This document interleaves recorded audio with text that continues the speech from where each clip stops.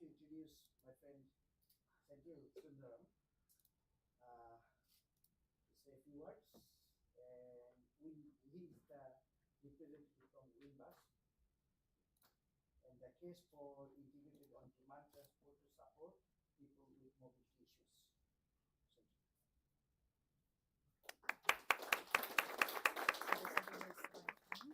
Thanks, Paul.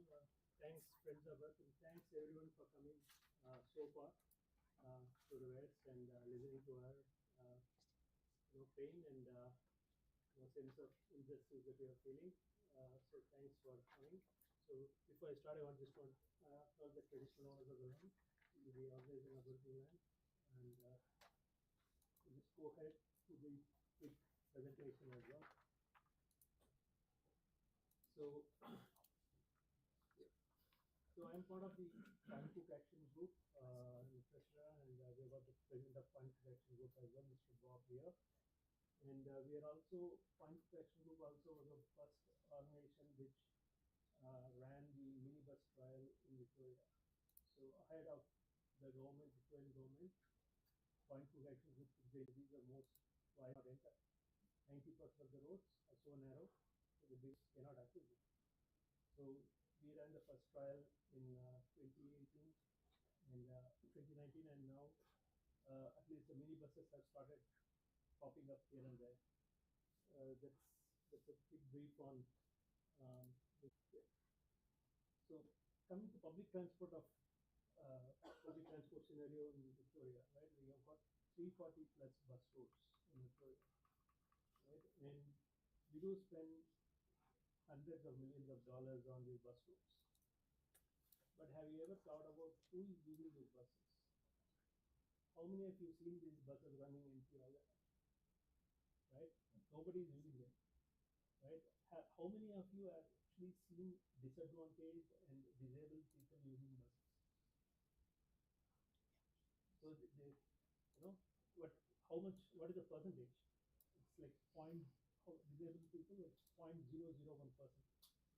Right? They say it's accessible bus, etc. But why they're not using it? Why are disadvantaged people not using it? What is the reason? Right? Main issue is the accessibility, like the way the buses networks are designed and the way it is run. It is just for the sake of ticking off boxes. That is exactly how buses are run. Right? They're just namesake. Right? They want to run so many services. They want to give so much to the networks. That is what is actually happening. Right? The frequency, the planning, the network, they're not thinking out of the box. They're not thinking practically. They're not thinking what is practically required for the people. The frequency is so bad that nobody uses the buses. As Nassim was saying, the earlier speaker was saying, the buses services are not timed properly as well. Move to the next one.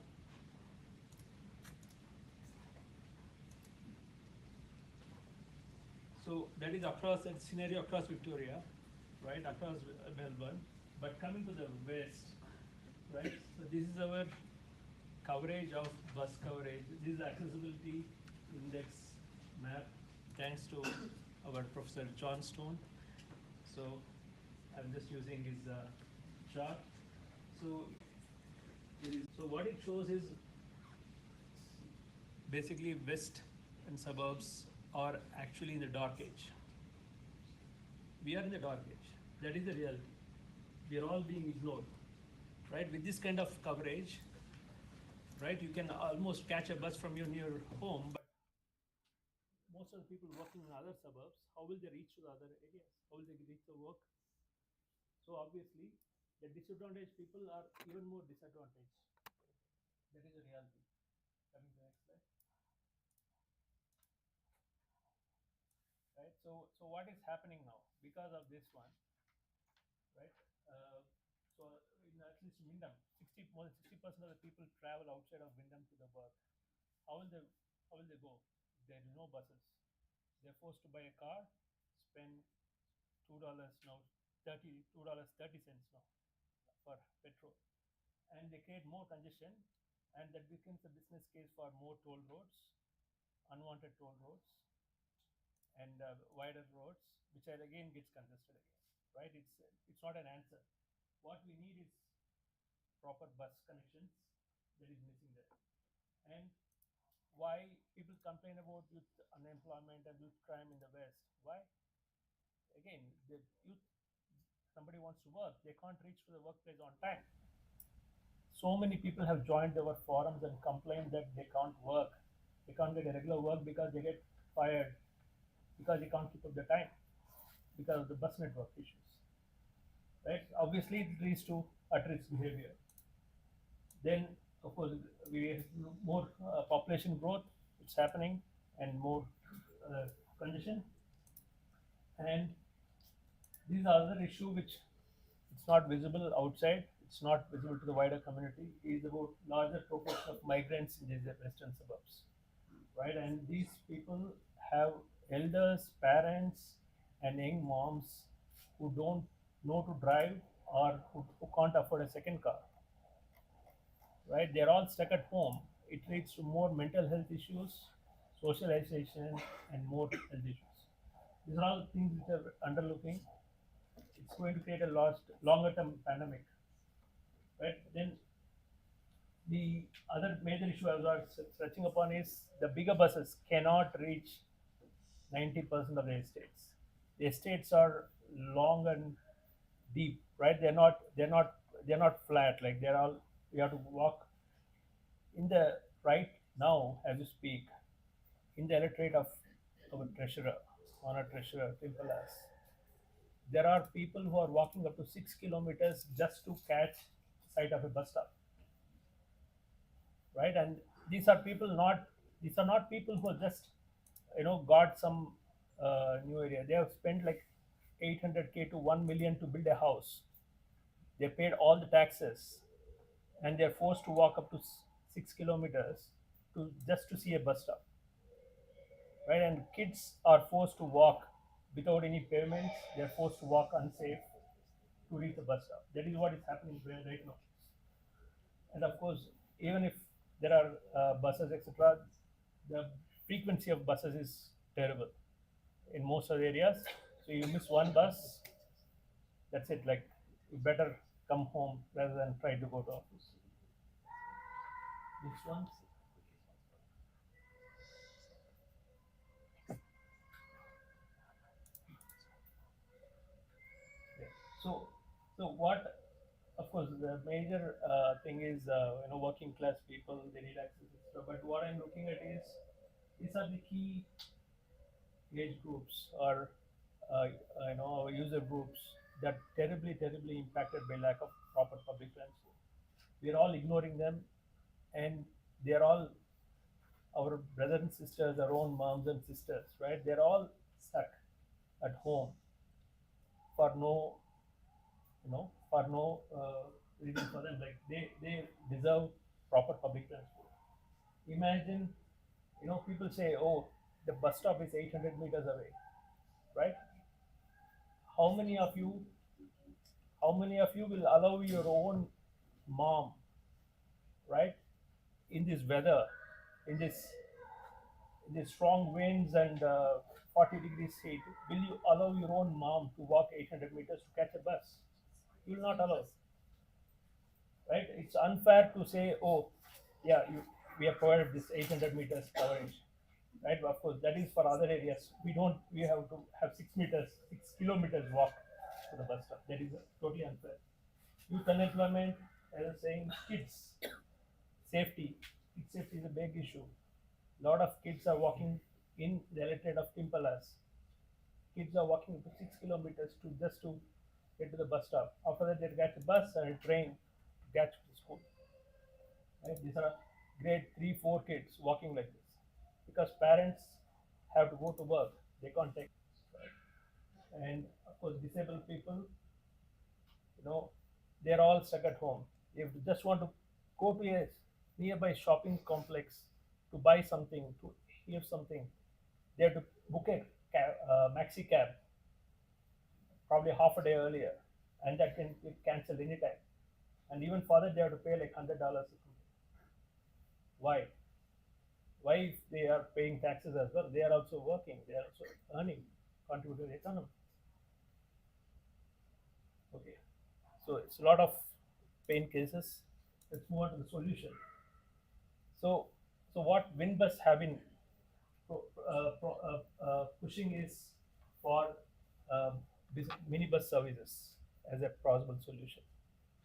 So what we are saying is, let's have mini shuttles on demand with accessibility with wheelchair access, right? They can go to the curb. It is just like an expanded Uber pool.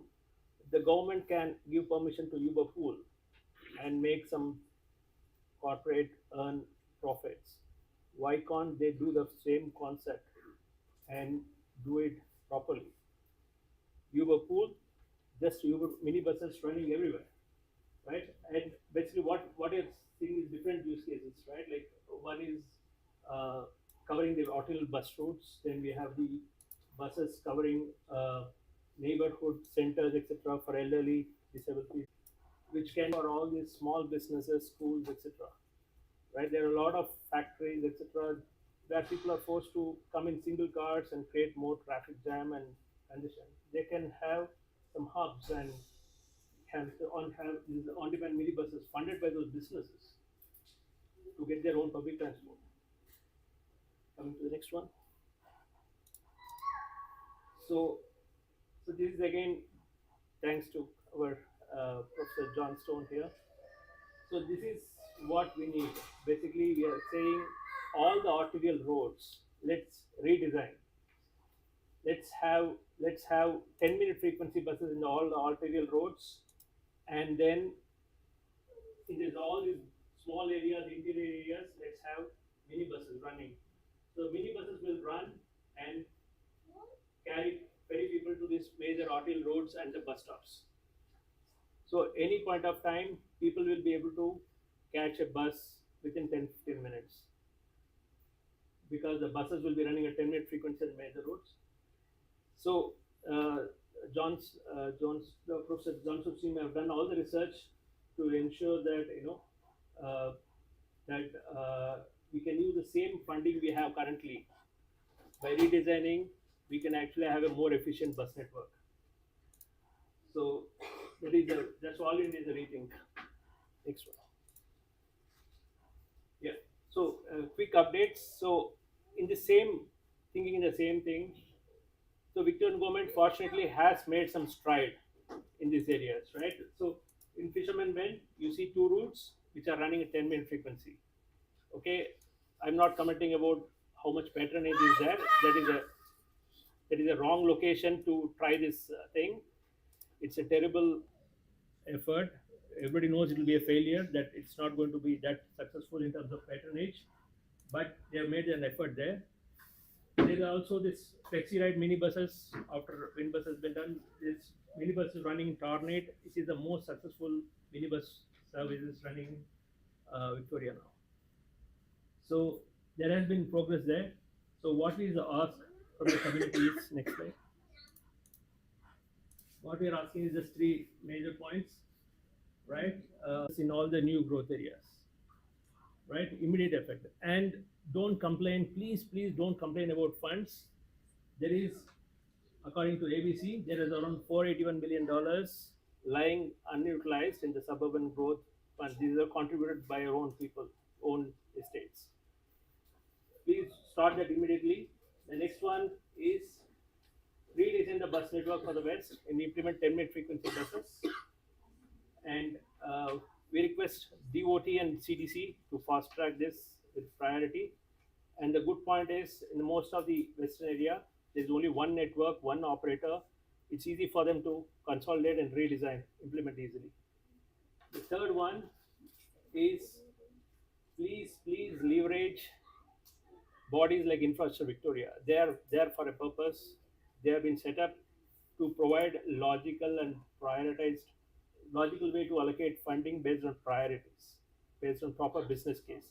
Please do not throw $216 billion on one project without any business case, and where people are waiting for just like a couple of $1 million to run a minibus here in the West. That is our last request. Thank you.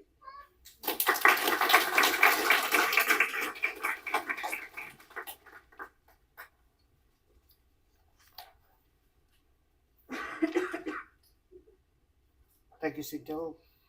Now we are going to hear from Nasrin Muhammad.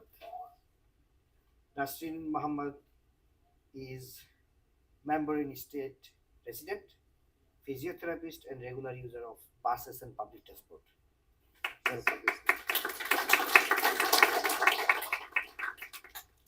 Hello, good evening, everyone. Welcome to the meeting tonight here. Before I introduce myself, I just wanted to pay respects to the country, just to acknowledge the country where we're living and where we breathe, on the land, on the waters, and the people. Oh, okay. Am I audible to everyone?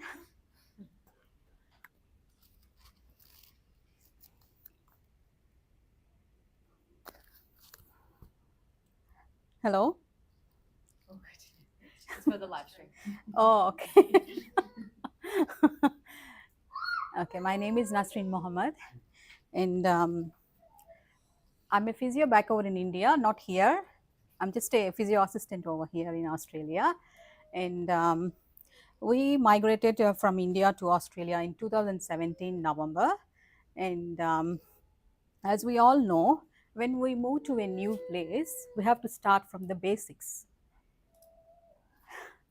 Unless we start from the basics, we can't make our foundation in the place where we live in, to work, to study, to earn. And to start from the basics, it was very hard for us to find an access to reach the library, to the healthcare center.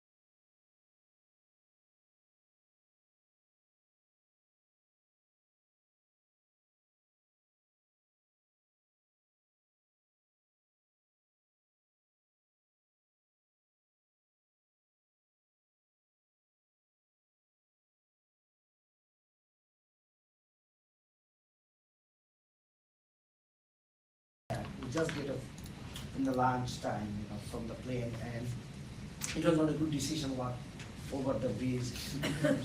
There is no Uber, nothing.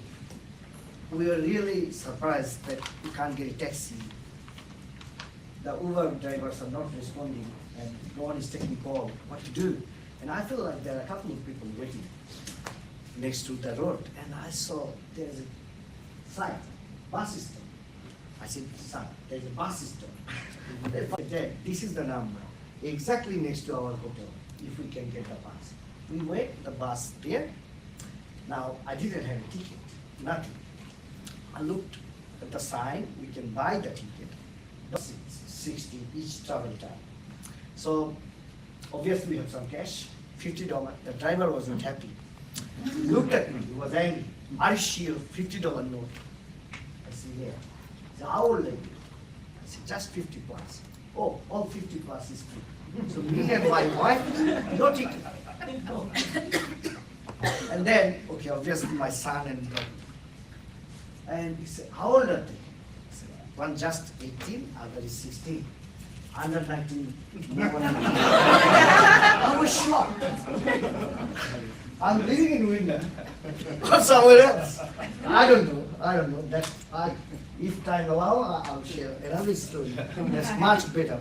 Now, apology, we may not able to provide the break. We're running a bit over the time, and feel free to grab drinks. Thank you. Thank you.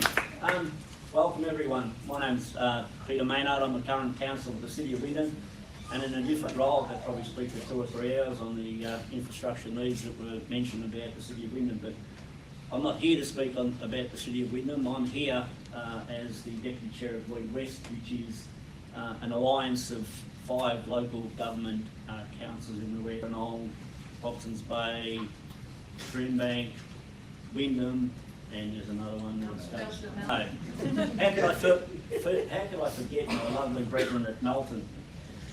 So I'm going to give a little bit of a coverage of what Lead West is about, but before I do, there's a couple of things I'd like to do, and it's probably habit for me as a councillor. I'd like to acknowledge the traditional owners of the land on which we meet, the Boon Wurrung and the Waterways people of the Kulin Nation on which we're being built. And also acknowledge some guests you've got in the room, Steve McGee, local government MP, Steve McGee from Lou, Western Metro, David Edshank, Western Metro, Maura Deebing, Independent Liberal, and Samantha Ratnam, Greens leader, and Bernadette Thomas, a colleague from Lead West as well. So Lead West has currently a process in place where, and I'll find my speech, yes, there it is. A process in place where we've been meeting with MPs, government ministers on both sides of the fence. We will get to the Greens, Samantha, I promise you, but it's a matter of just lining all the ducks up. Lead West has been advocating for a better bus service for the West. And to give you a little bit of background, and some have stolen a little bit of the thunder, but Wyndham City is currently has a population bigger than Geelong. In 20 years will be bigger than Canberra. You put Melbourne and Wyndham together and you've got the size of Adelaide, if not larger. So these are the constraints that we have. So as I said, a particular focus of Lead West is we're calling for an urgent bus review. Now, whether it's a review or implementation of the bus plan, we really don't care as long as we get some action. But it affects a long list of things, and they are services, jobs, education and social interaction. And some of the people that you've heard speak tonight from the Melbourne Estate, Cornerstone, Hartley, I mean, I live out that way, so I know exactly how they feel. I'm pretty lucky because I've got a car. But if I anywhere between 3 and 5 Ks. And in fact, there is a cafe, and a fantastic cafe that I go run, and that is a little growing cafe in Melbourne. Now, I was talking to a lady there one day who's an international student, and she was going to have to give up her job. She doesn't drive. And the bus is probably 2 or 3 k's from where the. So some of the things that Lead West are calling for, and I'd like to highlight some key issues. We're asking for improved services, including walking, cycling, buses and trains, to be a high priority for the West. The West continues to experience challenges in equitable access to bus services. You know, the problems would be an understatement, and Melbourne, our cousins, are not all that far away. An improved bus network is critical to improving accessibility to a wide range of services, education, jobs, just going down to the supermarket. You know, if you don't have a car, you're pretty cactus. So, you know, your options aren't all that good. And then there's the frequency. So an integrated and safe bus network provides a viable, cost-effective option to private vehicles and will most certainly reduce traffic congestion.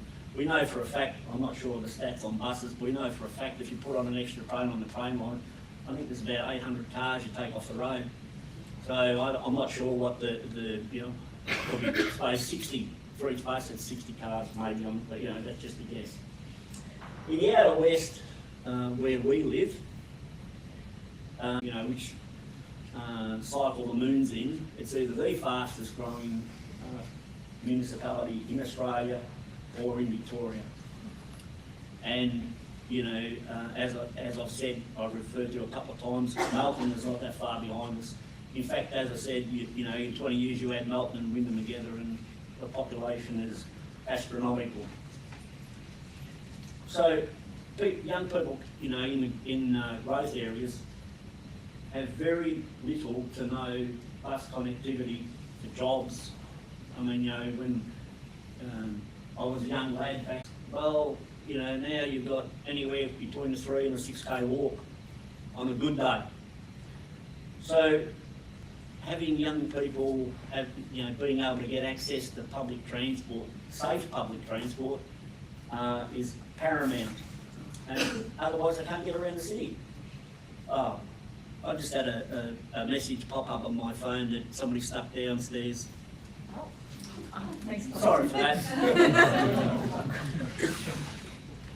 So as I mentioned, Cornerstone, Canberra and Harbour community, I hear it daily. Daily I get contacted by residents saying, you know, we need a bus service. All we can do is advocate to those in government to tell them that we need it. The facts are there. We've certainly got the stats. Bus network, an integrated, safe bus network that better should include new routes and innovative technology and people in the city of Melbourne that don't have access to a bus. 40,000 don't have access to a bus. So Melbourne's modelling is supported by academic studies, including Melbourne Uni, and certainly they've demonstrated how the network can be improved for a low cost versus benefit.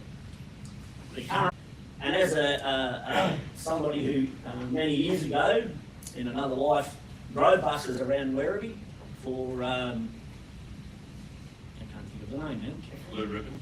Heffords. Westrangers, that's it. You know, on the side of the freeway, go for it. It ain't moving all that fast. So the boundaries are arbitrary. You know, when you need to access education, health providers, jobs, or catching trains, it doesn't matter which municipality you live in. It's being able to access those services. 5 minutes to Marine Airport, you know, and these sorts of things. But if you go by public transport, you know, you take Shanks's pony. So, Lead West on behalf of... And thank you to all the incredible speakers, particularly those who are speaking from your own experience of living in these communities and feeling like you're being treated like second-class citizens, because that's certainly what seems to have happened with transport in the West. Fellow parliamentarians, representatives from local government, so I'll keep my comments brief and really happy to speak and answer questions when I keep as much time for that as possible. But we firstly urge the woeful absolute lack of transport infrastructure and the lack of attention that the transport gaps are receiving from the relevant state and federal governments. When I was on my way here, one of the things I was reflecting on was how transport is a life connector, and we've heard that from the various personal experiences shared here this evening, and something that I can personally relate to as well, being a migrant to Australia, being a migrant to Canada first before that. I completely relate to those stories of having to start life from scratch, often with only the bags that you were able to carry, and hoping that you'll be able to connect to the things that will make life life.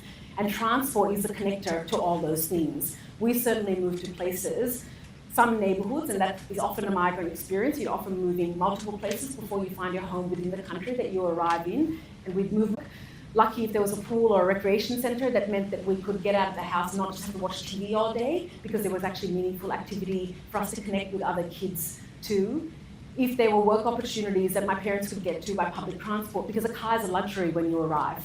You don't often have the money to buy a car, as we've heard tonight as well, and you're often waiting months, if not years, before you can get established to be able to access a car. But something that a lot of people, if you haven't arrived here as a migrant or been here for a long time, you'll take for granted, that you think it's just easy to access a car. But the difference between having access to public transport, so that your parents can get to work, is the difference between your mum and dad leaving home at 7 o'clock in the morning, sometimes 6 o'clock in the morning, to be able to get to work if the commute is too long because the public transport isn't there. Is the commute 2-ish hours, or is it 1 hour? That's the difference between the time you get to spend with your parents. It's the difference between your parents coming home at 5:30 or 7 o'clock at night when you've come home at 3:30, and you're essentially looking after yourselves with older siblings, because that's just life, and that's survival when you arrive in a new place. So I just want to say, I want to thank everyone for sharing those experiences and the hardships that you're going through. And transport has to be considered as an essential for life. It is an essential to connecting life. And what we've heard are solutions being available, and our decision makers knowing what those solutions have been for years and not acting on it. We're hearing of huge projects that are funneling billions of dollars while people can't get a bus within half an hour of walking distance from their home. That should not be happening in a place like Victoria. So I'll keep my comments brief to open it up for the discussion and open it up for my fellow representatives here as well. But please know that we are absolutely committed to, one, raising awareness and advocating to our state government especially. Bernadette Thomas is another Greens councillor, and we have been advocating along with all our colleagues that are representing particularly the West, to both local and state government, one, to pay attention, and then to fund the services properly, because a lot of clever people have done the work, come up with the bus grid, for example, solutions are available. It is now about political commitment, and it's our jobs to make sure that we get that political commitment from the people in charge. Thanks, everyone.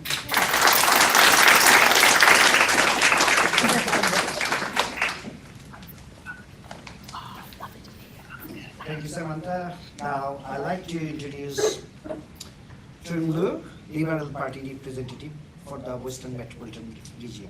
Kulin, please. I don't want to speak. You want to do a forum? Good afternoon, ladies and gentlemen. My name is Chung Lu. I am the member for Western Metropolitan Region and also the Shadow Party Secretary for Multiple Affair. I'm here just basically, before I do, I want to acknowledge all my current colleagues and the councillors. I wanted to actually name all the name, but I just want to point out, we're all here for one reason, and we're all here, I think we're all on the same page, asking for better service. We know there's lack of connectivity in the West. And I just want to say, we're not here to actually bag the government. I just want to actually point out the issues and find a solution and rectify it for the West. I'm sorry? Am I? Shall we take it off? Or? Yep. Right, so my background is basically prior to Parliament, I was the councillor at Brimbank, and my portfolio there was connectivities. And that's where I got more in-depth connectivities. The problem is, we know there's lack of connectivities, not just in the West, but out east, the far southeast, and the new development in the east as well. The problem between the connectivity on the east side and the West is, on the east is basically there's more developed, and on the extension down the far southeast and out east is new, like in the West. But the problem between the two is, on the east, there are 3 modes of transport. In the west, we've got 2. Buses and train. In the east, we've got bus, train and tram. A large 80% of the eastern. Yeah, that's the difference between the two. Also, they're more developed, so their regularity is less to the bus timetable, tram timetable, the train timetable has been more developed and more regularly updated in the west. That's one. There's 2 differences. The other differences is in the west, we've been in the past decade or so, we have population growth has gone skyrocket. That's another thing the government's facing, listen to population growth and the rapid population growth, and the demand of keeping up with the population growth with infrastructure and service. So that's the clear difference between the two, and they've got to manage that. Now we know the bus service system overall, not just in the west, is a couple of decades out of date. That's just the facts. They're way behind. They haven't been catching up. They're like that. They haven't heard much complaint in the east because we got 3 mode of transport and more regularly service that side. That's why we don't hear much noise from the east because of that. Out far east, we do hear a bit of noise like the bus service there as well. But mainly in the west, we rely on 2 services, basically the train and the bus. Bus, we'll go on to that, but the train itself, we got only a couple of lines. And yet we try to rectify that to electrify the line, and that's been cancelled, and I won't go too much into that. That's connectivity as well, so we need to expand that. That's been cut off as well. So our connectivity is being chopped off in many ways in the west, and we're trying to catch up with the infrastructure and the service as well. That's between the two the government's facing at the moment.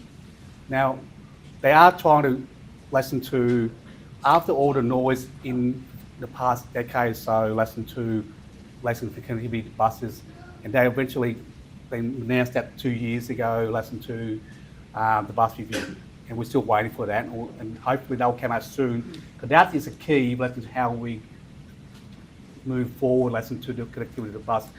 And I know we've shown a lesson to we had 2 maps before, lesson to the road map, lesson to all the services, the bus. So as you can see, with the buses, so it's the old one, it shows the picture of lesson how the geographic was a couple of decades ago. That's why the buses service those areas, but because our population grows so quickly, it hasn't catch up. That's why it's different. That's why it would need to be reshuffled, reissued, and actually rerouted so it fits purpose, cover all the area. That's what the doctor's lesson to his model is. And probably one of them, and probably there's other similar model we'll need to look at. That's what we need to address in the mind lesson to the 2. Sorry, yep. So how do we get John Stone's model? Well, I'll get to that. All the reasons why. Yep. We've been here. Yep. The West has always been Labor. Yep. The money and the changes always go where there's marginal seats. The West is too much Labor, and Yep. so there's no reason to spend money here. Sorry, I have to say that. That's right. I'll get to that. I will answer your question, and well, that's why us currently here for hopefully answer some of your questions. Obviously, we're not here to back the government, but we'll point out some of the facts, and actually we'll try to address that, and hopefully we can move forward, listen to what some of the answers we can push the government, whoever, hopefully they can address the situation. So that's the 2 that we're looking at the moment. That's where we are. Lack of connectivity, bus service is not regularly, and it doesn't cater for the demand with expectation. So, listen, you mentioned, because you may also mention the flexi buses. That's what it came up, lesson to cater. People come to cater the immediate situation at the moment. That won't solve the whole situation. We need to actually visit the whole bus system and actually change it around like the new model was done. We need to do that, plus the intermediate lesson to flexi bus as well to cater. That will cater for the moment in the interim, but that won't fix our problem, the issue with the population growth out of the west. So that's the 2 tomorrow. That's what we would like to. Now, you say, why are we not spending money in the west? Yes, lesson to your comment, lesson to the west has been, yes, it has been pretty much dominated by Labor, and yes, it was not enough funds, not enough infrastructure being concentrated, and we can see that. We know that that's the situation. Well, that's where all of us can try to fix. And I think to answer your question, every person's vote count, and I think I don't want to push you or in any kind of way. You can speak your own vote at election time. I need to push that. You know exactly what you need to do. But at the moment, we're talking about the bus system and how we can actually implement buses for the West. So one of the models basically we designed lesson to review the bus network system, implement routes which cater for all the new population growth, the demographic where it is, and we need to implement that model, the frequency of the bus services, and the infrastructure for itself. Now, I'll quickly touch the infrastructure lesson, how I don't want to, again, lesson the government. The infrastructure at the moment, and I'll go back when I was a councillor, and when they're planning for bus service system, they didn't even look at it. I'll give you an example. I don't want to say without giving you an example. Deer Park Railway Station, the new one just been developed, just finished now.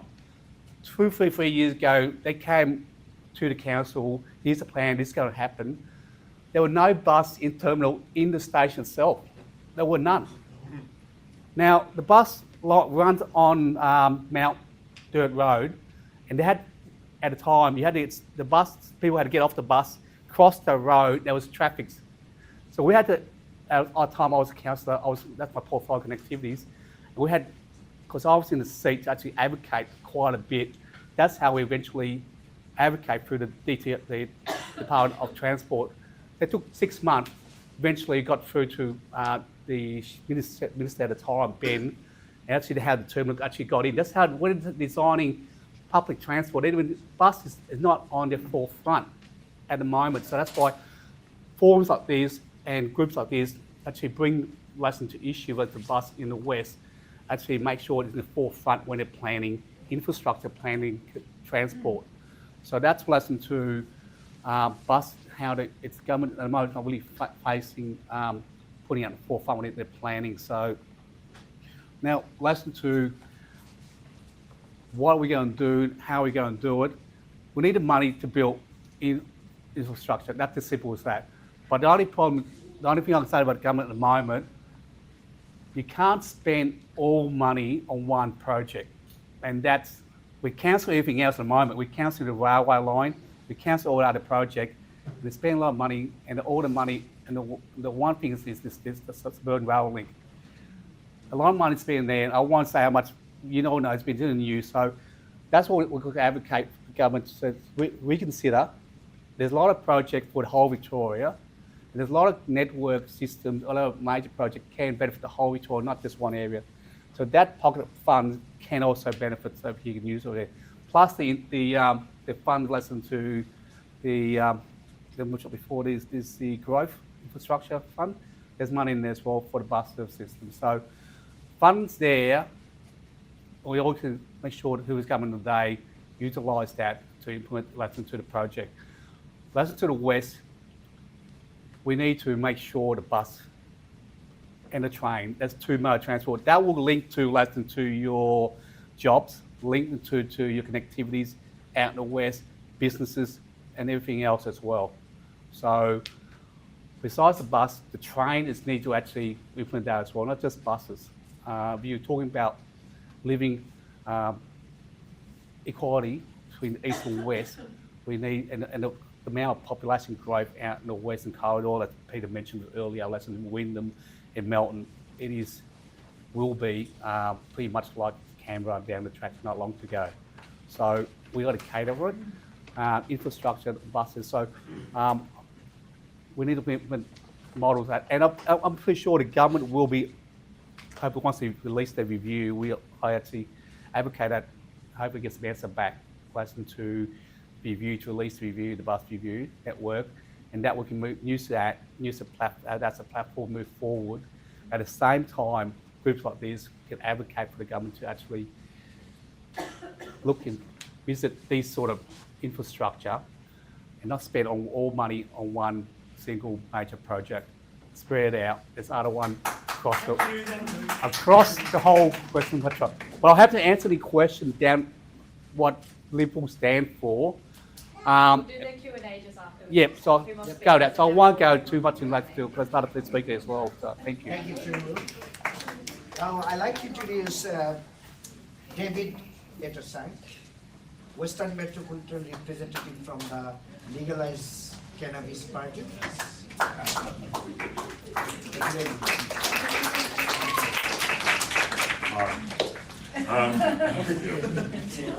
Obviously, a bit of a height disadvantage here. I'm going to try and keep the comments really brief. Much better to get some engagement. Can I first of all also acknowledge traditional owners of the land on which we're there, not the ends of the spectrum here. Can I thank the community representatives who spoke so eloquently today about the issues. I don't need to be persuaded. We've been working with Friends of the Earth on this campaign for 8 months now. It is, I think, a no-brainer. One of the taglines that we hear a lot is that the West is the best, but it gets so much less. And I think that sort of embodies the problems we're dealing with. To go back to first principles, I think we need to see access to affordable, efficient, reliable public transport as a right. Yeah? It's a right. It's not a luxury. It shouldn't be because something you get because you live in a particularly affluent suburb. It's a right, and it's a right that so many parts of the western suburbs is lacking. The reality against that right is, as we all know in this room, that the bus network, there's a few bits where it works. There's a few areas, tiny areas in the west where there's actually a good bus service. But for most people, it's either... You working for the Liberal Party? This is the young Liberals. Is that you? Okay.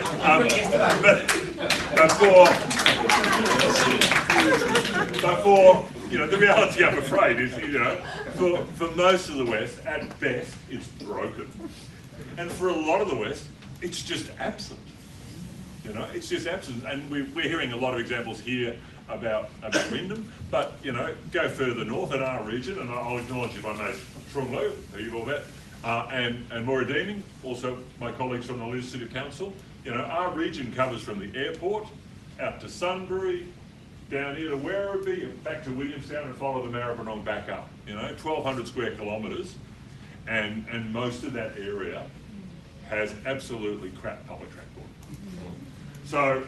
So it seems to me, when we look at the reality, we've got a situation where the bus reform plan, or what we can now call the Millennium Plan, 1,000 days have passed and it's yet to appear, is just missing in action. The Western Train Plan, that which was a basis for the last election, is, I think, basically just unaffordable. And even if there was the money to do it, it would be years away. Years away, yeah? That's just the nature of it. So, like many people in this room, like I've been involved in community politics for too long, 40 years. And I was always taught from the first day that the price of a successful attack is a constructive alternative. Yeah? If you want to get change, you've got to have an alternative. And we have great thanks to John Stone, because the better bus plan is exactly that constructive alternative. Yeah? We are talking about $40 million in capital investment and $60 million a year, which in the context of the state budget, which we know is cash-strapped, yeah? But in the context of the state budget, it's a rounding error. It is a minuscule amount of money. And we know what it is. It's really simple. It is a logical network structure. It is a complementary and flexible minibus structure. And then it's synchronisation with the train system. I mean, we're not talking splitting the atom here. We are talking really basic change. And I guess the thing that strikes me is that, in that context, whilst we can see a tangible, viable plan, we have a situation where, like, for example, when we met with Ben Carroll last year, when he was still in transport, You know, he says, oh, the priority is to finalise negotiations with CDC, the multinational bus provider in our region, for most of our region, is to finalise the contracts with CDC, and then we can talk about variations. And I'm thinking to myself, you know, would you go out and go, you know, if you want to get a house built, would you go to the builder and say, let me sign this legally binding contract for $500,000 for my house, sign it, stamp it, pay the duty on it, and then go, oh, now can we talk about variations? You know, you wouldn't do it. I mean, it's just common sense. So it's bizarre that this is what the reality we're seeing. And the bottom line here is that there is a perception in politics that there's no votes in buses. You know, that's the problem. There is a perception that there's just no votes. It's not popular. So I guess I'd just like to say that I hope we can get some discussion going about how do we actually make the politicians generally, now I'm a politician, I've got an L plate on, but you know, I'm just start talking about the we's instead of the them's. But we need to sort of highlight that this is a really big issue for people. This is fundamental to people's well-being, their lives, their communities, their you know, the sustainability. And so in that context, I look forward to discussing this further as to what we actually do, how we link communities together to build the momentum for change, to build the inertia that we need to obviously kickstart a bit of change. So. Thanks, David. This is the time for Muslims who are fasting, break the fast. Now, the next speaker is the last speaker, Steve McGinn. Second last year, there was a premier iftar party. I was lucky sitting next to Steve, having the iftar. So Steve is today the last speaker and representative for Labour Party, and he's representing Melbourne. Thank you, Steve. Good, thanks for that, and welcome everyone. And firstly, I would acknowledge the traditional owners of the land, pay my respects to their elders. Also want to acknowledge my parliamentary colleagues here from all sides of politics, and it's pleasing to hear everyone's input, but also councillors, but everyone here is advocating for better bus services, and I dare say we're all here for the same reason, regardless of whether we're politicians or not. And we may have different colours in politics and things like that, but all of us try to do the best that we can for our local communities. Now, I represent the electorate of Melton. I'm also the Cabinet Secretary. I hear a lot of these things that go on within government, and as I say to you, as a local member, I'm advocating strongly for my Melton area, and if I can get better buses in Melton, I'll be really happy. I'm not worried about the buses in Wyndham as the Melton, you know, because I'm advocating for Melton. One issue, and the local MPs too, will be doing the same. And that's why you'll see these bits and pieces of improved services or additional services happen in particular electorates. And I'll talk about my electorate, and then I'll come back and refer to something that Peter spoke about at League West with the collective LGAs represented, and which I'll go to the gate funding stuff in regard to what the government's released and councils being able to apply for some of that gate funding, and that happened just before Christmas last year. But in my electorate, in my advocation for better bus services in Melton, I know when I put on the table what I want for Melton, I'm not going to get everything. I know that. So and that's everything in politics. Every time you put in bids, you just don't get everything. And it's the same out of this. Whatever moves out of this meeting and your ongoing campaign, while you might say John Stone's position's the best way to go, maybe, right? But will you get everything of it? It's doubtful, right? It's doubtful. But that doesn't mean to say you don't go for broke, right? But I'll just talk about a couple of things in Melton. What we have done in Melton, we did, fortunately, get a trial of the on-demand, the flexi ride service from the Melton South area, and it comes up through Melton South and up through the stations and Cobble Bank, Melton Station, all that sort of stuff. How that came about was because we had partial developments, residential developments that had no footpaths, no services at all, and people couldn't get to the railway stations and things like that. So myself advocated for an on-demand service, and I wanted a trial in that. I know it had been trialled out here and in other places around the country. And fortunately, we were granted that trial, and I think it's in its third year now. Not the trial, I think the trial's been completed, but it's in its third year. There's a bit of toing and froing of how good that service is, or how bad it is for some people. And talking to the drivers, obviously the greater demand makes it a worse service. Because it gets diverted and all these and delayed in picking people up and where they pick them up. But as I've said, you put those services until the demand's so great you have to have a full bus service. I will say one thing about the residential developments though, and it is a problem, I'm not making any excuses, but a number of these residential developments won't allow buses to go down the streets because the streets are not wide enough. And then there's the turning of the buses and what areas can they turn in. And I'll put a request in to extend the bus service up at Harkness in Melton. And the response is they can't because there is no turning position for the bus to turn around and go back. So it means the kids get off the bus at the last stop and they've got to walk another 500 metres, 1 kilometre to their homes. So there's some issues around, there are complications with some of the services that can or can't be provided. The other story I'll tell you is, I tried to get a bus service from when I had Bacchus Marsh and my electric, from Bacchus Marsh to Melton to Woodgrove, not Woodgrove, to, what's the one, Water Gardens. And you know who knocked that off? Not the government, the shopkeepers in Bacchus Marsh. The businesses did not want it because they didn't want people going out of Bacchus Marsh shopping in those other locations. So we don't have an interconnecting bus service between Bacchus Marsh, Melton and Water Gardens. It's crazy, absolutely crazy. So growth, Melton's probably the second fastest LGA in Victoria. I think we've just got over 200,000 people at the moment. It'll be 250,000 by 2030, 450,000 by 2050, 1 million people between this corridor between Wyndham and Melbourne by 2050. So clearly something's got to be done, and if we don't start that process with better buses in the west, then imagine what it's going to be like if any of us are here by 2050. Imagine what it's going to be like.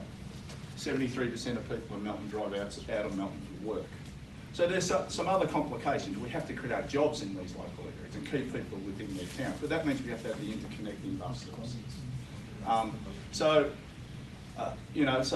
then I said about the gate funding. The government, with its new housing and planning things that they're hoping to implement, are releasing, I think, in excess of $200 million for a number of councils. I think it's 10 councils, I think.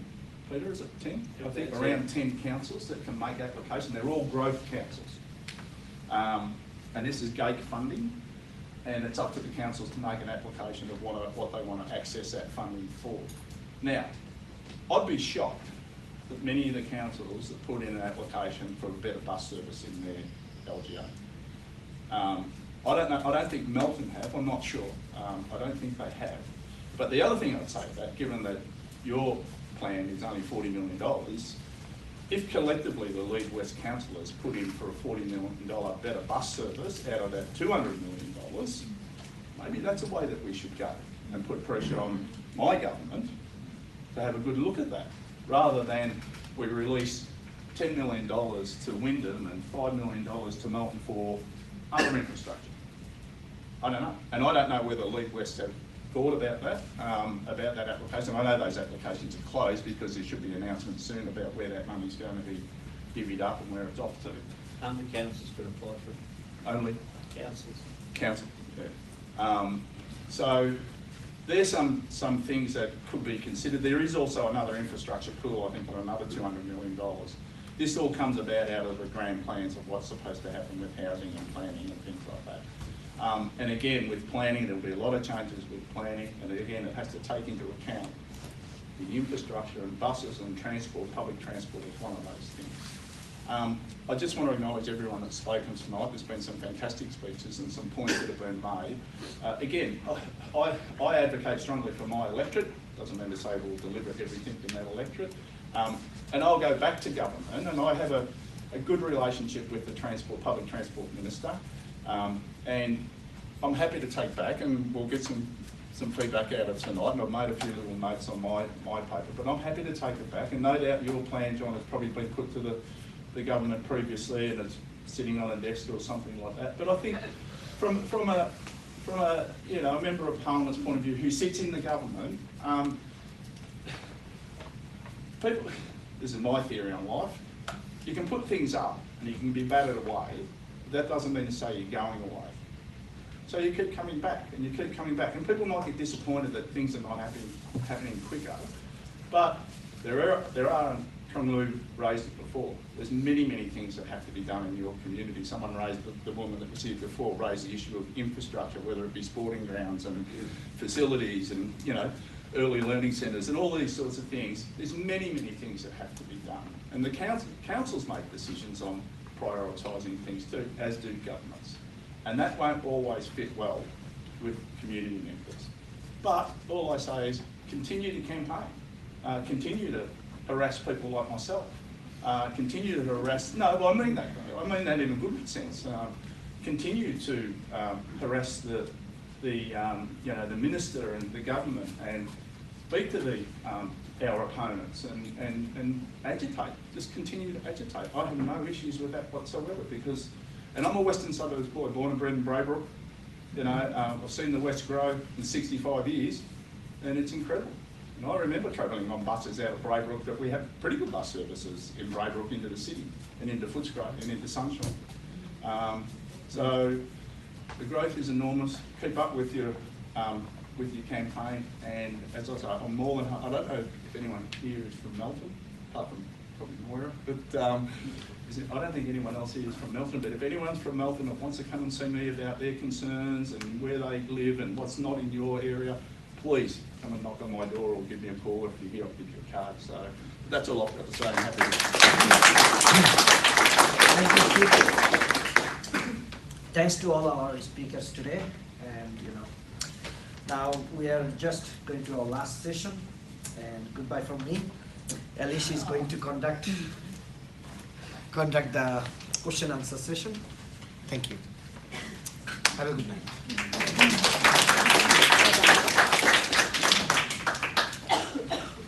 Thank you so much, Iqbal, for your wonderful emceeing. So the plan was in the break to move the tables to get the panel sorted at the front, but we've been running a little over time, as you may have noticed. So we might just ask all of the state representatives present to, and yourself, Peter, to just bring your chairs up to the front to answer questions from the audience. Might be a bit more swift.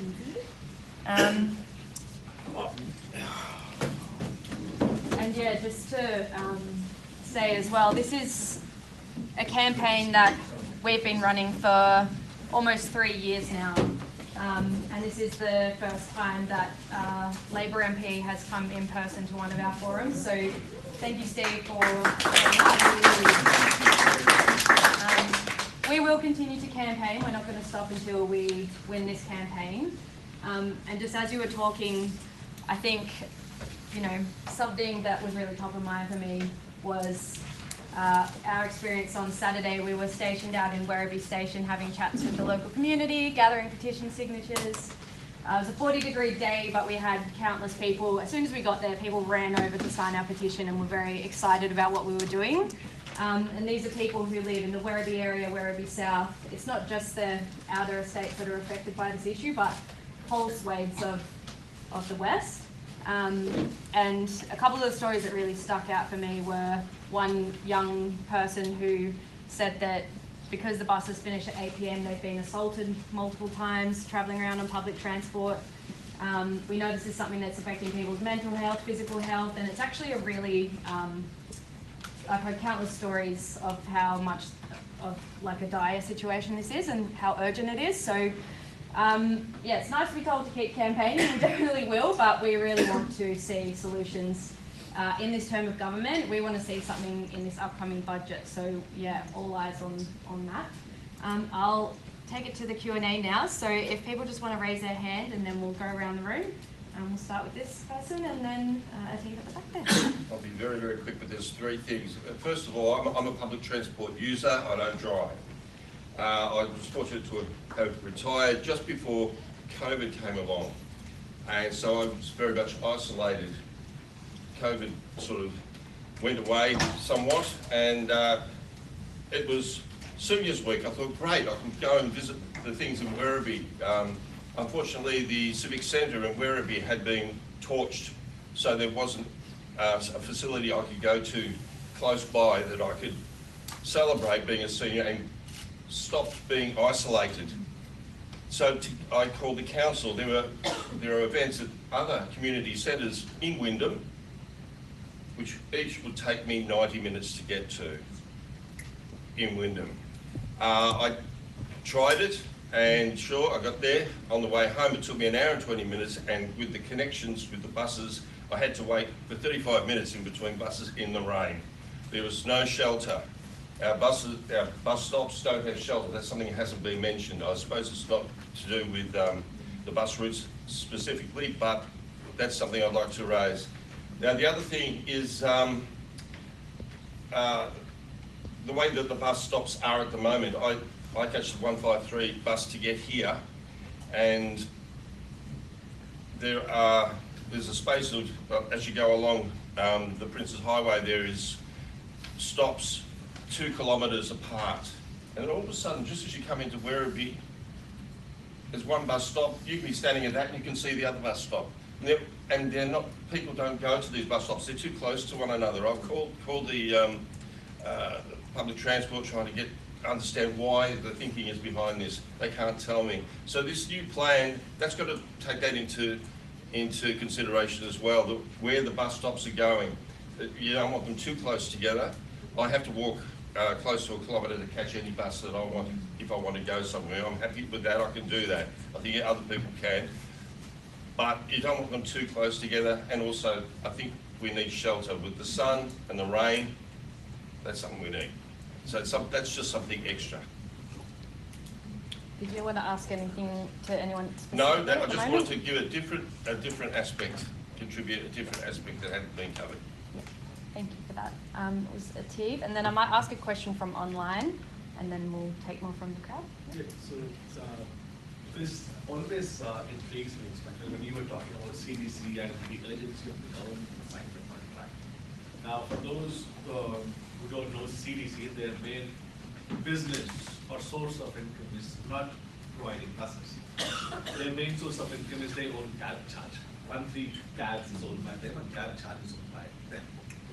For me, it's a clear conflict of interest that you're giving all the contracts to run a public transport company whose main source of profits is running taxis. They're never going to deliver on the service. That's their main profit.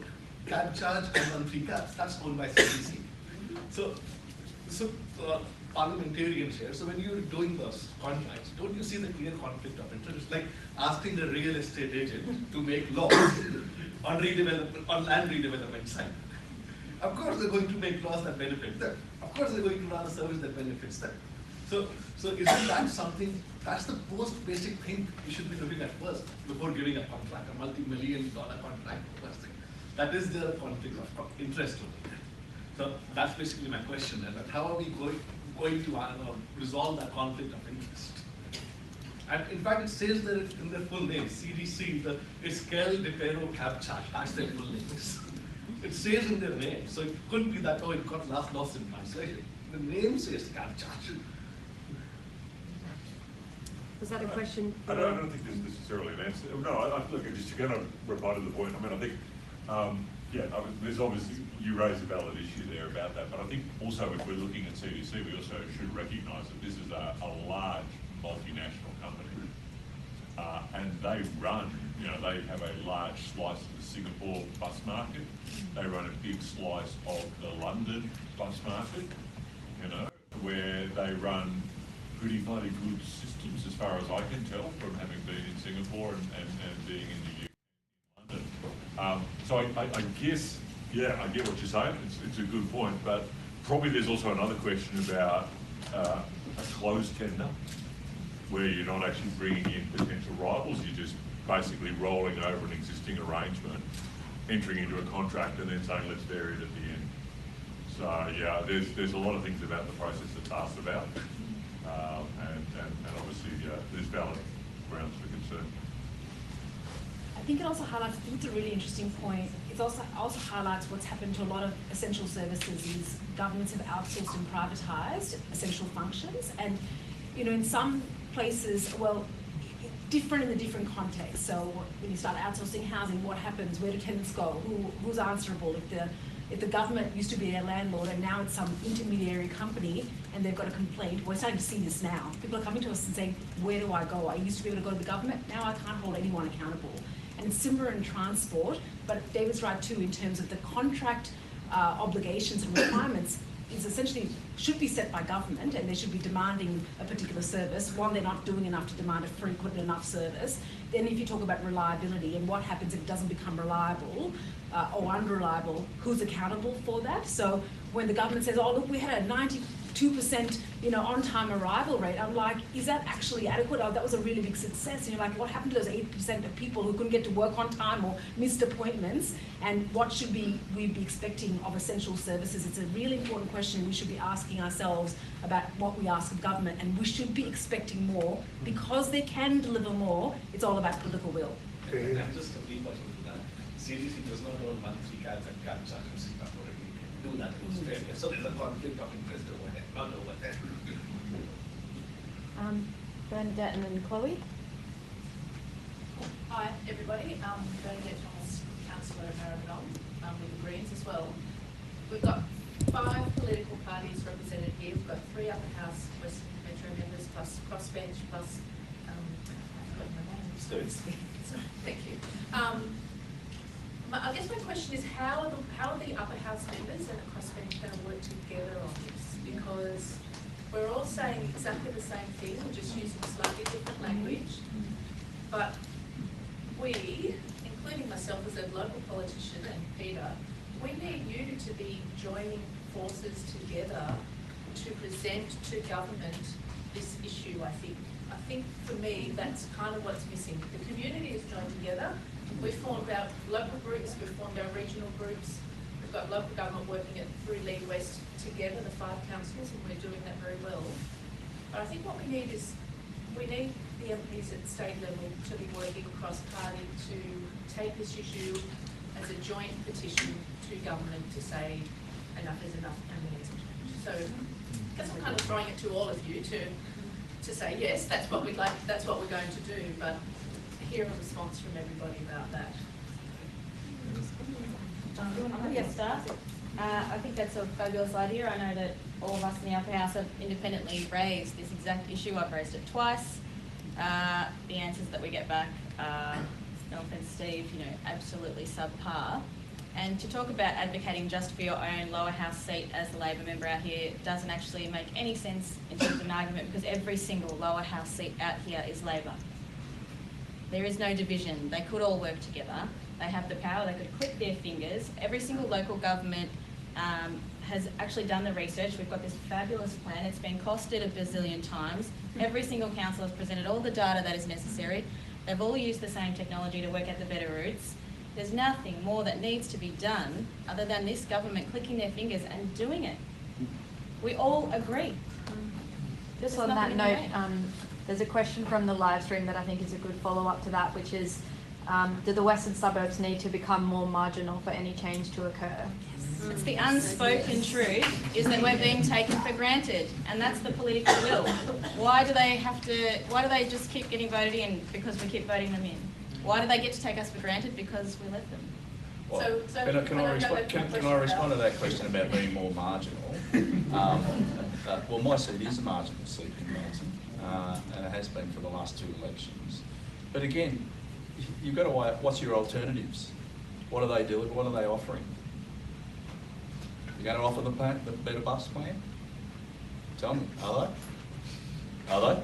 Who are? And how are you going to work together? That's what I want to hear. I don't want to hear anything about it. Well, I don't think I'm constrained, so I can say, since I'm an independent Liberal, absolutely yes, I was promising that. Yeah, but how are you going to deliver it?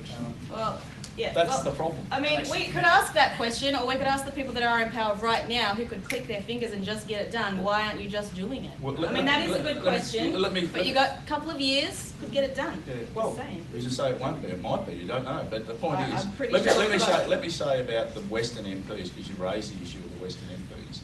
Collectively, the Western MPs are working very closely together on a whole range of issues, and we meet regularly in regard to a range of issues, including the bus and public transport issues. And collectively, they go to the ministers and put the positions of their collective electorates. But when it comes down to individual bids, I'm bidding for Melton, right? I'd love to see the whole of the West, because there is interconnection. And the Western MPs collectively will run that argument to the Minister and to the Premier, and they have done so, and to the Treasurer. But at the end of the day, when I put up my bids, I have to put bids in that are related to my electorate. And can I just give Steve some credit? Steve is one of the only Labor MPs that does turn up here out in the West, and he's always so gracious, and I have a lot of respect for that. But like I have said to you before, Steve, at a Melton event, you know, we've got Australia Post to just like deliver messages to the government. We want a decision made. We want this done. Exactly. I think we had Chloe and then, sorry, I don't know your name, you there? Boon Wurrung. Boon Wurrung? Yeah, so Chloe and then Boon Wurrung. Yeah, I feel like my question was a little bit covered in the discussion that happened here, but I just wanted to, really thank you for being here, Steve, because we have not had Labor representatives at the last few forums, and we were very disappointed that the Minister wasn't able to come today. We were really looking forward to being able to just better see the community's stories face to face. Yeah, I really appreciate you coming to speak to us, but I think we did feel a little bit like we were hearing the same things which we always hear, which is lots of excuses for why things can't happen, you know, because of the roads within the states that buses can't go down, or because MPs are bidding for services within their electorate, and that all we can hope for is kind of incremental changes, and that John's plan is not feasible. But I guess it's really leading from what Moira was saying as well. It seems like a huge opportunity here for the Labor MPs in the West to come together and see the mutual benefit of putting forward a plan like John's plan, which is going to benefit all of these electorates, and really start to see some change in the transport landscape in the West. So I guess my question is, why can't there be more cooperation between those MPs? And my adjacent question is, why do you think that why aren't the other Labor MPs here today? Why do you think that they haven't come today, and why do you think that they've been reluctant to participate in our forums? Well, I can't answer that, so I don't know. No one's expressed that to me. Right. But again, I'll come back to the point is that collectively we do advocate together, and we'll continue to advocate together.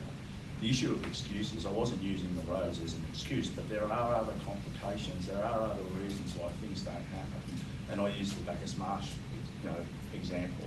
And I would love a bus service out of Bacchus Marsh to Melbourne to Water Gardens, but the business operators were adamant it shouldn't happen. Right? The local community were disappointed about it. Right? So they were just some facts that's happened in my time since I've been in office since 2018. It wasn't about using that as an excuse. But there were some other things that contributed to some of the things in my electorate that was disappointing in not delivering those bus services. Can I just directly respond to that? Do you think that part of that is the way that these changes were communicated to those shop owners? Because I'm sure business owners, if they knew there was a bus stop that moved a little bit further away but had busloads of people stopping there every 10 minutes, would celebrate that idea. They wouldn't be worried about losing. My view of it was that Bacchus Marsh still viewed itself as a small little regional town that was sort of insulated in regard to the population there, and they were, thinking that their community was shopping in Bacchus Marsh at the time for all the goods. People in Bacchus Marsh tell me they can't get half the goods in Bacchus Marsh. They have to come to Woodgrove Shopping Centre anyway. It's bizarre. You have a train that goes out of Bacchus Marsh, so if people really want to leave, they're going to get on either public transport, jump in the car, but they can't jump on a bus. So why not just into the shopkeepers? Since when have Labor bowed down to business? Sorry? Why not just do it? Well, you can. You can. You can. Like, do the shop owners have the power? No, you can. You can just do it, but at the end of the day, it sounds as though you're prioritising the opinions of shopkeepers above the priorities of the community. No. Well, that's what it sounds like. Again, you take on board the community's feedback, right? And these people ignore it in favour of shopkeepers. Well, okay. Well, let's ignore all the businesses. Let's ignore all the businesses in Wyndham. Could I jump in there? I mean, I think this point is really interesting. It's a really valid point too. And with all due respect, Steve, the business owners aren't the decision makers when it comes to these decisions. We elect representatives to make decisions on behalf of the good of the community, and I think it really is symptomatic of a really worrying trend. You know, we at the moment, Victoria's spending more than $20 billion and counting on 2 private toll road projects that are going to funnel billions of dollars to Transurban for decades to come, and the West, people in the West can't have buses within half an hour of their homes. Like, something is going wrong when the business interests of our community are getting to dictate public policy, and that's what's going wrong here. It really worries me. I understand we've got to take back feedback from the community. Absolutely, it's important to listen to everyone, but ultimately we've got to make decisions that are in the best interests of the general community, and the businesses are always going to protect themselves. That's what they're, you know, that's their remit. But I would really encourage the government to look beyond that and listen to everyone here who are saying, you know, we'll need to move past that and not just give in to the interests of a private interest group. Well, my response to that is that as if they're saying, well, just because they've rejected it, it stops there. It doesn't stop there. It never stops there. And this is what I said before about you never get your 100%. What happens is you have continued to catch a bus. Is that before 9 o'clock? Anyway, but it doesn't stop there. It doesn't mean to say that there's not further consultation and trying to encourage the business owners to come along with the rest of the community. And I'm not saying all of the community wanted it either. All right, so, how long does it mean we have to wait? I mean, people's lives are passing by until we wait. It's too long. There are things that we have to work through. People are spending hundreds and hundreds of dollars per week on petrol in a cost of living crisis because they're just waiting for some action on this. People, as I mentioned earlier, young girls getting assaulted on the bus or walking home past. People in Werribee were saying after 8 o'clock there's no bus, they have to spend an hour or more walking home. And this was a kid like, what, 13 years old? Like, it's ridiculous. And then these excuse after excuse, like, what's going on? Sorry, I've also, I've been campaigning on this for a few years now. I get worked up easily. We'll go to Punraj and then Sentil and then this person, Jane. Tom? Yeah. Thanks, Tom. My question is like, so I have lived in different countries before coming to Australia. I lived in Singapore for 7 years. And I initially came here, I was quite shocked in terms of how the whole design thing got through. So I feel like there is a bit of a, I don't know, sort of an attitude issue or the thinking from the top level. When you say top level, how they approach this whole thing. For example, Singapore, public transport is well connected with everything. It's integrated in the development, city planning. So you have your school, your supermarket, and the train station. It is all stacked up vertically. So that, because if you think about it here, if you want to go shopping, that's a separate path, and the school separate path, and you have your train station different route.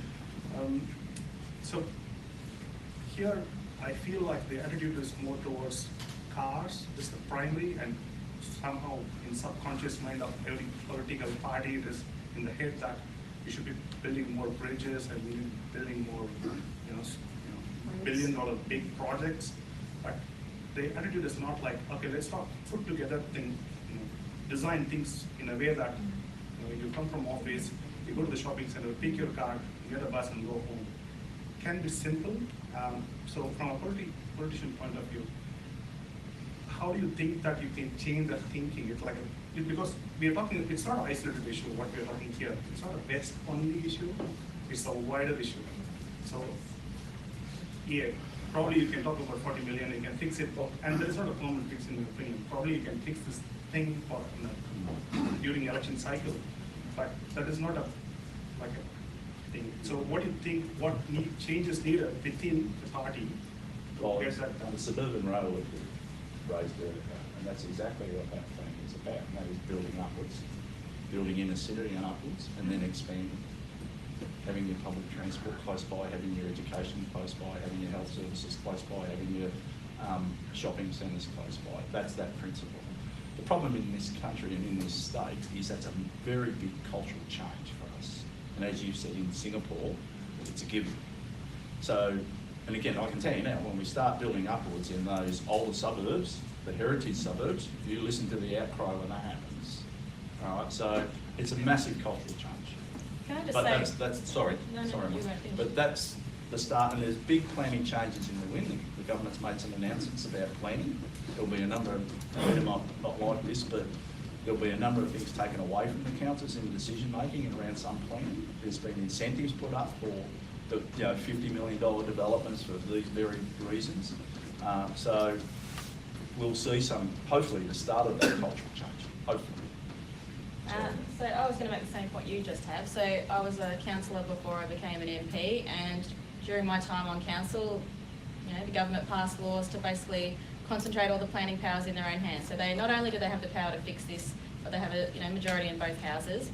And I find it sort of offensive that we all pay these taxes, local governments give all these dues and all these different levies, and then they have to apply through a grant, and they have to apply individually. So it stops them from acting collectively, first of all, for these grants, and that it separates them into these little warring factions that are warring for little grants of their own money back. So of course they can't coordinate very well. So the state government is responsible for that big vision, statewide, vision and planning, just like you said. But also we aren't asking for anything glitzy and glamorous. We're asking for the bare basic necessities of a bus infrastructure, because we don't have high quality roads. It is a poverty trap to have to run 2 cars. We're in a cost of living crisis. This is something that can be done now. We don't have to wait until 2085 to get this done. This is something that can be done now. It doesn't have to wait for an election campaign even.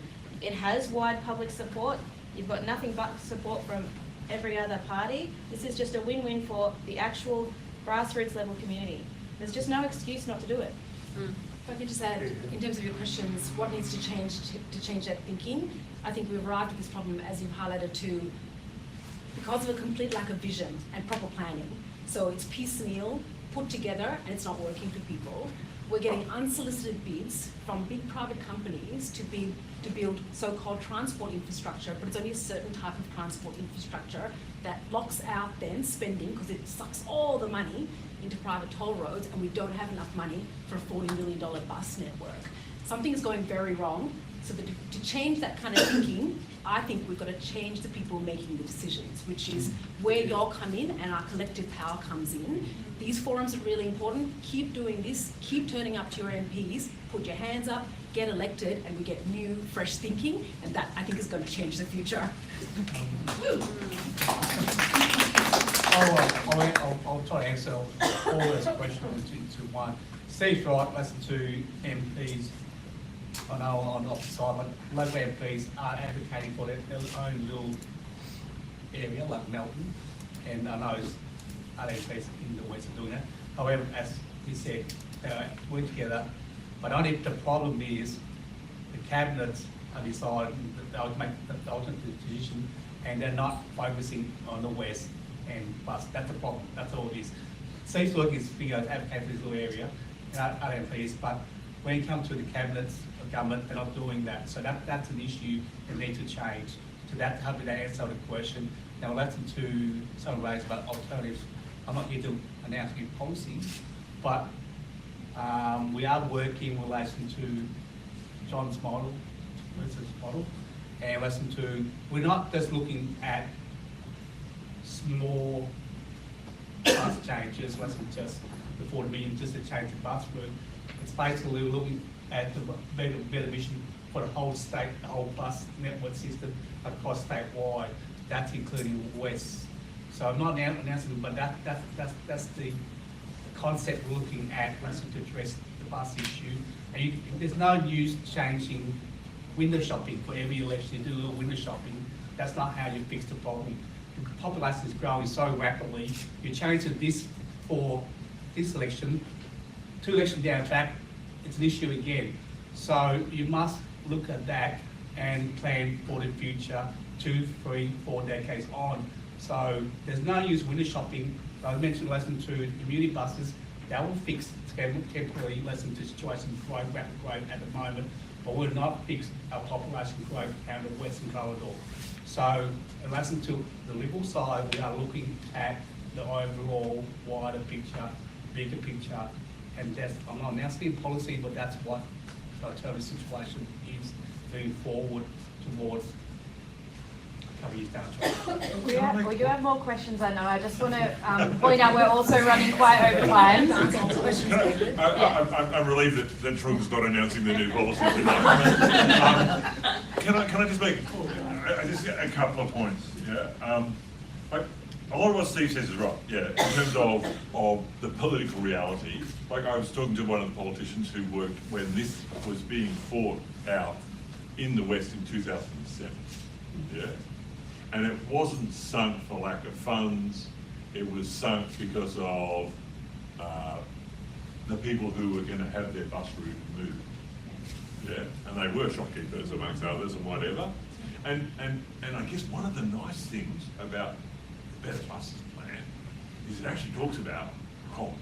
It talks about how do you relate to the community. Uses the example of Auckland, if my memory serves me correctly.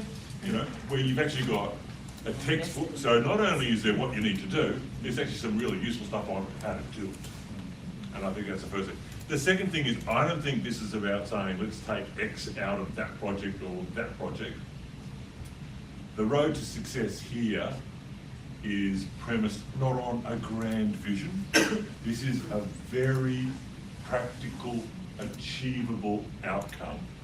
And so long as we keep a laser-like focus on exactly what we want, which we know is not that expensive, it's a minuscule amount in the context of the state budget, that is how we will win. So it is about remaining focused and then popularising and polarising and campaigning for that very specific goal, because it's imminently winnable. It's just not that big a target. It's not about, let's take it out of, you know, this program or that program. We just want it here now, because we're, you know, these are taxpayers. You're entitled to it. It's your right. I think we had Senthil and then Tom and then Ronan. Senthil, like I just have 3 motions to be passed in the Parliament. I want to know if each of you MPs can push these motions. So first one motion is, how do you bring popularity out of decision making? Right? Like how do you utilize infrastructure Victoria and the coalition party, where we have SMEs like John Stone, etc., sitting there and providing the right context, and they allocating the priority bucket. They see the data based on data, right? How come suburban loop, train loop? How come I don't know how the Western MPs allowed funding for suburban train loop to go ahead when people were struggling for 6 kilometers without buses? Right? If I was an MP, I would sit straight in front of the door of the treasurer and ask questions.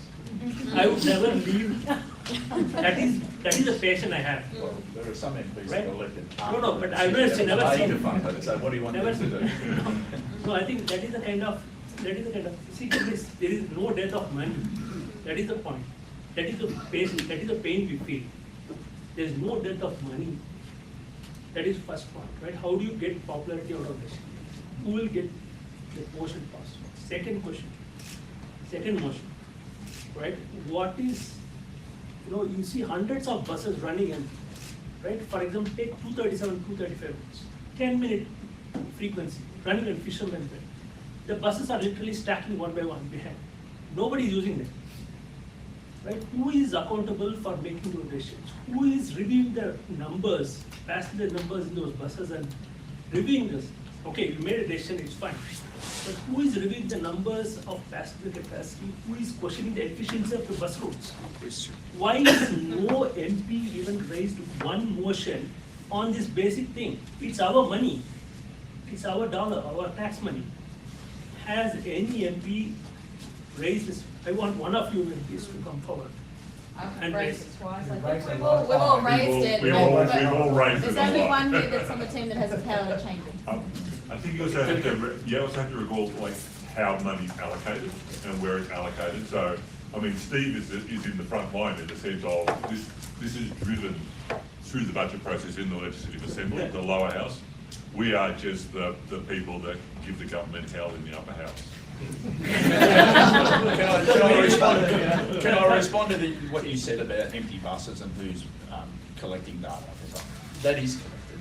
whether we like it or not, it is collected by the department, and every time a member of parliament will go forward, it doesn't matter what side of politics, will go forward with their concerns about not having appropriate bus services or extending bus services or adding a new bus service, the department might come back through the Minister's office and say it doesn't warrant it because it's not utilised enough just yet.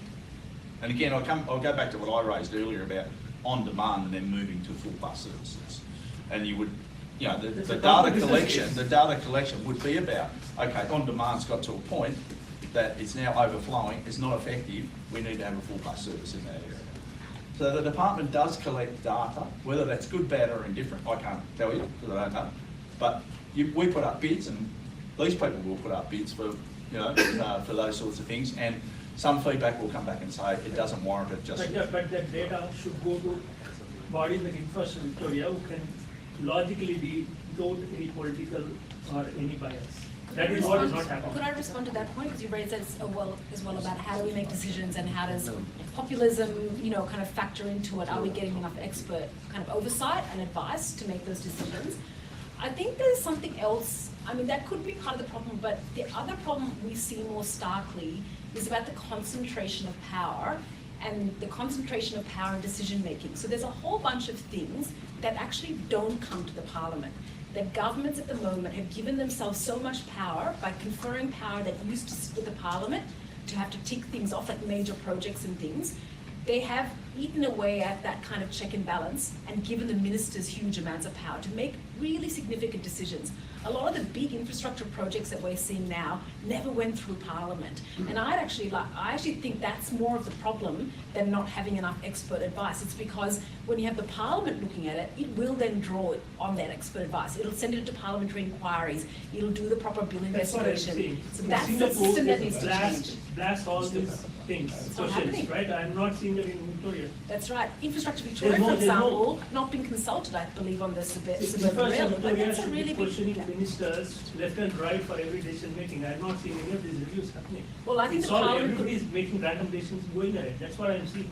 Well, what I see is the problem of concentrating power, that we have changed the decision-making authority to vest so much power with the minister and the government of the day that Parliament isn't able to do the check and balance, and that's another way of addressing it, because then we can have the oversight and then draw in all that expertise from those independent authorities. The very, very last motion for is on the Parliament budget day, right? I want the Treasurer and the public transport minister to come to her house and catch a public transport. They should present it on the budget. No, budget presentation should start exactly at 9 a.m. Exactly at 9 a.m. They should come to her house, catch public transport and present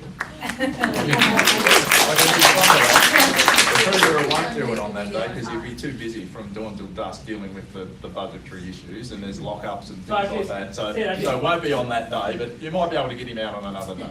No, probably at least first day of the Parliament. Sandal, can I just say that when we met with some of the MPs recently, one of the discussions that Lead West has had internally is that it's going to be, and it was suggested by an MP we spoke to the other day, who I won't mention, that we'll be trying to organise a round table of Western MPs and the Minister, if we can get her there, to have that discussion. And one of the plans at this stage is going to be not to take them around the bus services that exist, take them where there aren't any.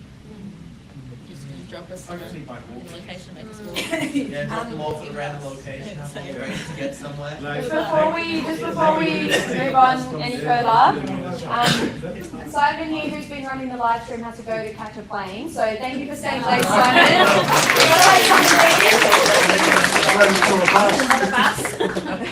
Luckily, he's getting picked up, but that means for the people on live stream, we're going to have to wrap up now.